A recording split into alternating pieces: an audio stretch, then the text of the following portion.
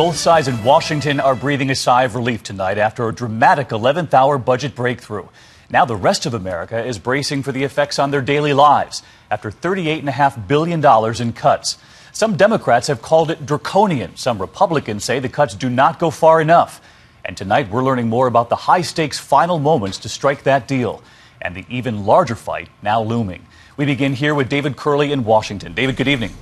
Good evening, David. Just in time for the Cherry Blossom Festival, the monuments and the museums are open, and one of them got a special visitor with a message. The president joined the tourists today at the Lincoln Memorial. Because Congress was able to settle its differences, that's why this place is open today and everybody's able to enjoy their visit. It was a nail-biter, 13 hours before the shutdown. We do not have an agreement as yet.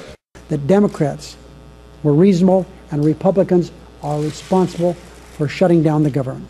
The final deal came just an hour before the deadline. To come to an agreement that will in fact cut spending and keep our government open. Where will Americans feel the nearly $39 billion in cuts? We don't know yet. Members of Congress don't even know. They approved a 6-day funding of the government to give them some time to work out the details. So who won? On the cuts, the nearly $39 billion, Republicans win. Democrats just a few months ago called such levels of cuts draconian. But on the so-called riders to cut funding to Planned Parenthood and NPR, the Democrats win by beating back that effort.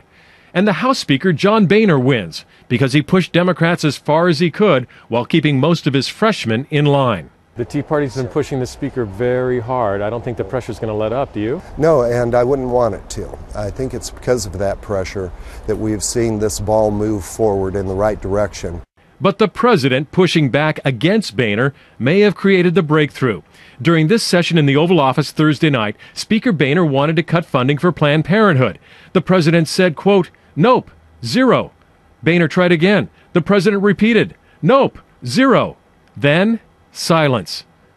Boehner knew it was time to give up trying to cut Planned Parenthood, but David, he did extract a couple $1 billion more in cuts from the president. So over the hurdle of this budget battle, but David, as you know, there's an even larger one looming and not far off.